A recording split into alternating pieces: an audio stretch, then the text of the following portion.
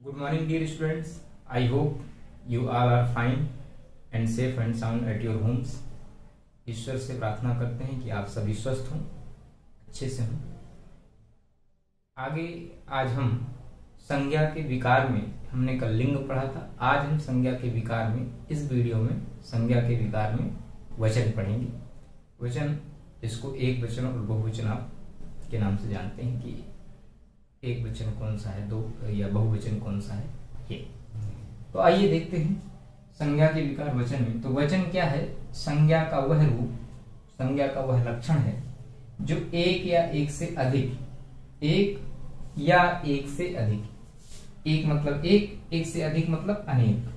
तो संज्ञा का वह लक्षण है जिससे एक या एक से अधिक होने का बोध होता हो। तो संज्ञा का वह लक्षण है जो एक या एक से अधिक अनेक होने का बोध कराता है, उसे क्या कहते हैं? वचन कहते हैं। तो वचन संज्ञा का वह लक्षण है जो एक या एक से अधिक अनेक होने का बोध कराता है। जैसे किताब, किताबें एक का बोध करा रहा है, अनेक का बोध करा रहा है। पंखा एक का बोध करा रहा है, पंखे अनेक का बोध करा रहा है। तो दूसरी एक डेफिनेशन और देखते हैं। शब्द के वह रूप जिससे किसी का, इसको कर लेते हैं शब्द का वह रूप कर लेते हैं। शब्द का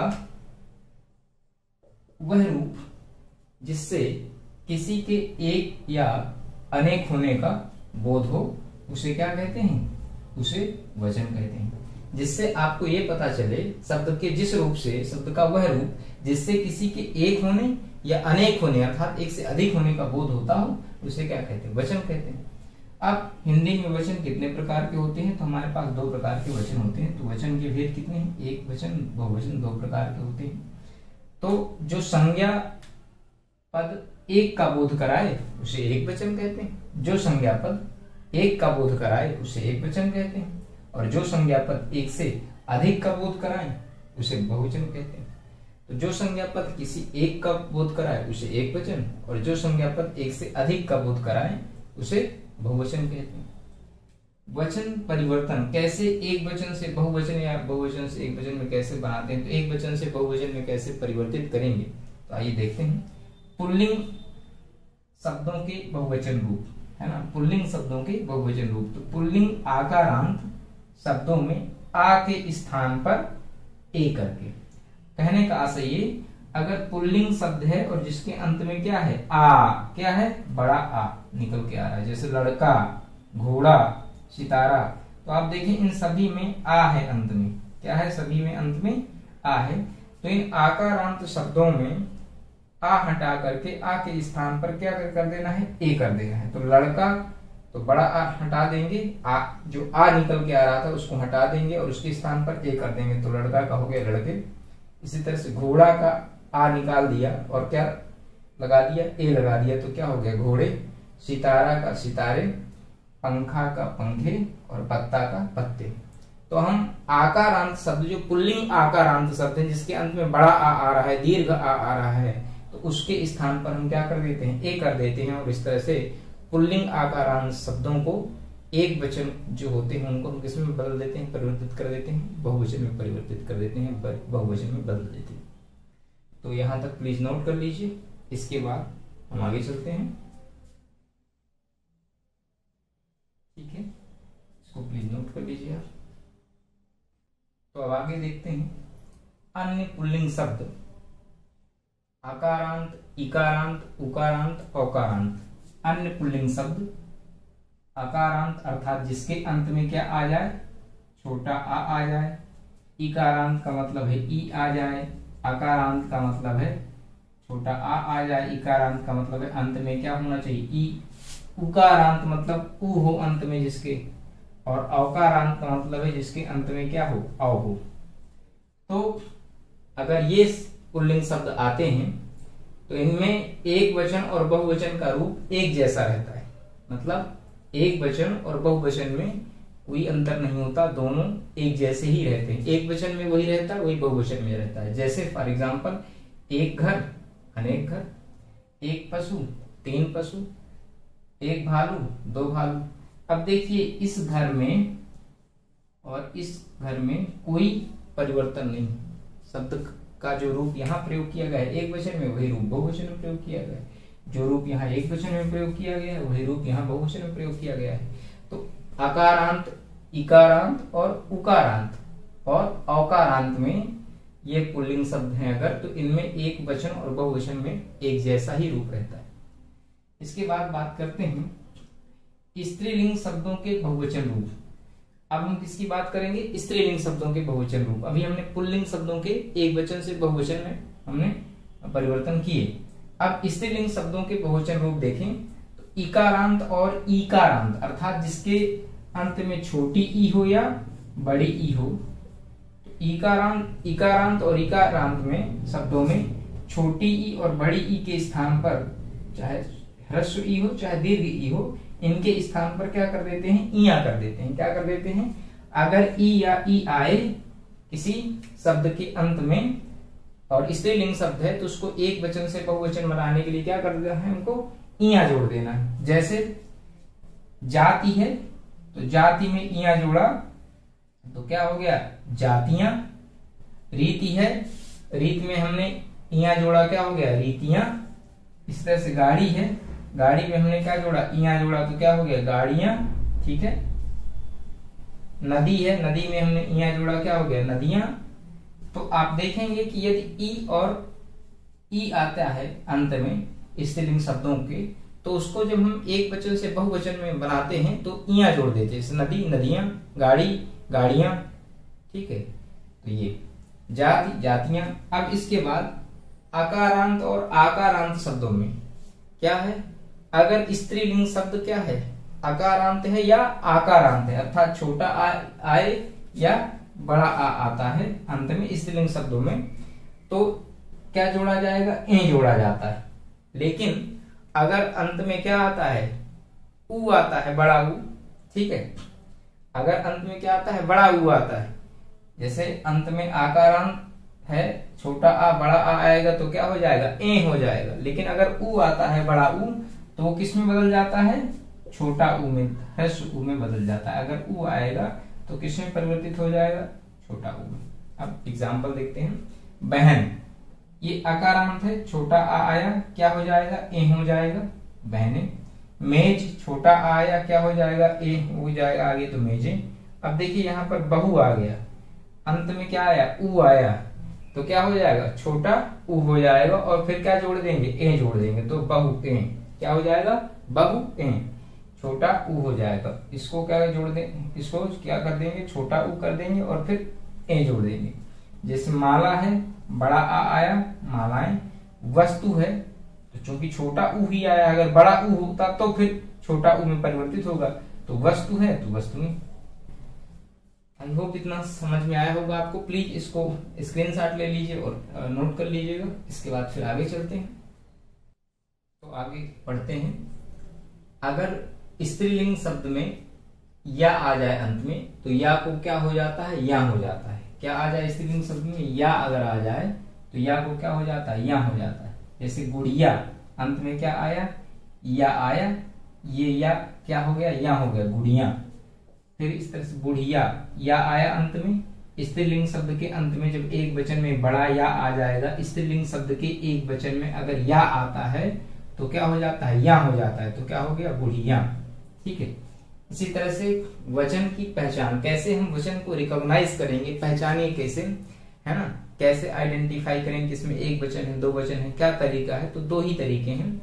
एक तो क्रिया के माध्यम से, क्रिया अगर एक वचन की है तो एक वचन है, अगर बहुवचन है क्रिया तो बहुवचन, या फिर हम संज्ञा या सर्वनाम के द्वारा। तो संज्ञा या सर्वनाम शब्दों के द्वारा हम पहचान कर सकते हैं वचन की, या क्रिया के रूप के द्वारा। तो जैसे मोहन पढ़ रहा है, हम आगरा जा रहे हैं, तो यहाँ हमें संज्ञा या सर्वनाम से पता चलता है मोहन एक वचन है, मोहन एक व्यक्ति का नाम है, एक लड़के का नाम है, इसलिए यहाँ पर एक वचन। हम आगरा जा रहे हैं, हम मतलब एक से अधिक लोग, तो ये बहुवचन है। ठीक है। तो आप देखिए यहाँ संज्ञा से और यहाँ सर्वनाम के माध्यम से हमको पता चला कि एक वचन है या बहुवचन। इसी तरह से क्रिया के रूप के द्वारा, जैसे फूल खिल रहा है, फूल खिल रहे हैं। अब ये जो फूल संज्ञा है, ये दोनों में है, एक वचन में भी फूल है, बहुवचन में भी फूल है। तो कैसे पता लगाएंगे कि कौन सा एक वचन है, कौन सा बहुवचन है? तो क्रिया के रूप के द्वारा, है ना, क्रिया के रूप के द्वारा हमें पता चलता है कि ये बहुवचन है और ये एक वचन है। इसमें एक फूल खिलने की बात हो रही है, इसमें एक से अधिक फूलों के खिलने की बात हो रही है। ठीक, अब वचन संबंधी कुछ अन्य तथ्य हैं, कुछ अन्य और फैक्ट्स हैं जिससे हम पहचान सकते हैं कि कौन से पुल्लिंग होते हैं, कौन से स्त्रीलिंग होते हैं, क्या है। तो आदर सम्मान प्रकट करने के लिए जब हम कभी अपने से बड़ों का आदर सम्मान करने के लिए जब हम उनको पुकारते हैं, बुलाते हैं, या उनके लिए कोई सेंटेंस, कोई वाक्य बोलते हैं, तो आदर सम्मान सूचक जो शब्द होते हैं, जो वाक्य होते हैं, तो उनको प्रकट करने के लिए, आदर सम्मान प्रकट करने के लिए एक व्यक्ति के लिए भी बहुवचन का प्रयोग होता है। किसके लिए? एक व्यक्ति के लिए भी बहुवचन शब्द का प्रयोग होता है। जैसे पिताजी जा रहे हैं, अब पिताजी जा रहे हैं कि कोई किसी भी व्यक्ति का पिता एक ही हो सकता है, एक से अधिक नहीं हो सकते, ये कंफर्म है। तो अब देखिए क्या है, जा रहे हैं, क्रिया का कौन सा रूप है? बहुवचन रूप है। लेकिन क्यों हमने ये बहुवचन रूप प्रयोग किया? क्योंकि हम अपने माता पिता का सम्मान करते हैं, तो इस आदर सम्मान को प्रकट करने के लिए हम क्या कर रहे हैं? क्रिया में बहुवचन का रूप प्रयोग कर रहे हैं। तो आदर सम्मान प्रकट करने के लिए बहुवचन का रूप प्रयोग होता है। इसी तरह से कुछ शब्द पूरे समुदाय का प्रतिनिधित्व करते हैं, कुछ शब्द पूरे समुदाय को लीड करते हैं। तो ऐसे शब्द जिनका पूरे समुदाय के लिए जो प्रतिनिधित्व करते हैं, इसलिए इनका जो है प्रयोग एक वचन में ही होता है। जैसे भीड़ चुपचाप बैठी है, पुलिस चली गई। तो चूंकि भीड़ और पुलिस ये एक समुदाय का बोध कराते हैं। भीड़ में अकेला कोई एक आदमी नहीं होगा, बहुत सारे लोग होंगे, यद्यपि हैं बहुत सारे, बहुवचन है, बहुत सारे लोग हैं, लेकिन फिर भी वो एक समुदाय विशेष का बोध कराती है, प्रतिनिधित्व करती है। तो इसलिए इसको क्या कहेंगे? एक वचन का प्रयोग करेंगे। पुलिस चली गई, ठीक है। कभी कभी एक वचन से बहुवचन बनाने के लिए जन, गण, वृंद, वर्ग आदि शब्द पहले जोड़ देते हैं। एक वचन के पहले क्या जोड़ेंगे? जन, जैसे जन जोड़ेंगे, गण जोड़ेंगे, वर्ग जोड़ेंगे और वृंद जोड़ेंगे। जैसे गुरु जन, गुरु है तो गुरु के बाद में क्या जोड़ देंगे? जन जोड़ देंगे। जैसे गुरु जन, तो एक वचन के बाद क्या जोड़ देंगे? जन, गण, वृंद और वर्ग अगर हम जोड़ देते हैं तो एक वचन से क्या बन जाता है? बहुवचन। पहले एक वचन होगा, उसके बाद हम ये शब्द जोड़ देंगे तो बहुवचन हो जाएगा। जैसे गुरु जन, छात्र गण, कृषक वर्ग, शिशु वृंद। तो हमने क्या किया? जन, गण, वृंद, वर्ग इन शब्दों को एक वचन के अंत में जोड़ दिया, तो ये हमारे पास क्या हो गए? बहुवचन शब्द बन गए। तो प्लीज इसका स्क्रीनशॉट ले लीजिए, नोट कर लीजिए, इसके बाद फिर आगे पढ़ते हैं। तो आइए आगे चलते हैं। कुछ अन्य फैक्ट्स जो हम देख रहे थे उनमें से अभी आगे हैं। कुछ शब्द सदा बहुवचन में ही प्रयोग किए जाते हैं, कुछ शब्द हमेशा बहुवचन में ही प्रयोग किए जाते हैं। जैसे आंसू, दर्शन, प्राण, बाल, हस्ताक्षर आदि। ये हमेशा किसमें प्रयोग किए जाते हैं? बहुवचन में। इनका एक वचन नहीं होता। आंसू हमेशा बहुवचन, दर्शन हमेशा बहुवचन होंगे, प्राण हमेशा बहुवचन, बाल हमेशा बहुवचन में आएगा और हस्ताक्षर हमेशा बहुवचन। अब कुछ शब्द हैं जो सदैव एक वचन में प्रयोग किए जाते हैं। जैसे वर्षा, सत्य, व्यथा, पानी, चाय, चांदी आदि। तो ये सदैव एक वचन में ही प्रयोग किए जाते हैं। वर्षा, सत्य, व्यथा, पानी, चाय, चांदी।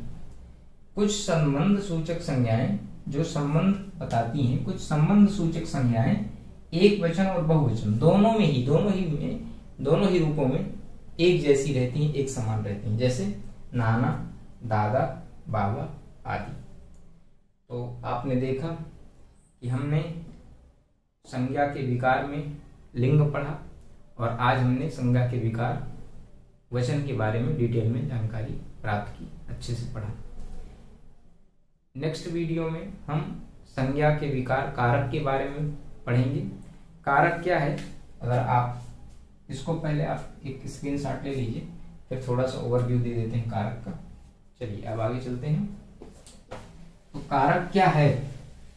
कारक जो है जिससे हमें ये पता चले कि क्रिया से अन्य शब्दों का क्या संबंध है, वाक्य में आए हुए अन्य पदों का क्या संबंध है ना? तो कारक क्या है? क्रिया से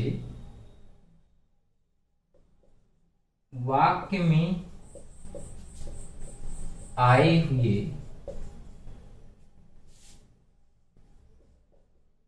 या प्रयुक्त हुए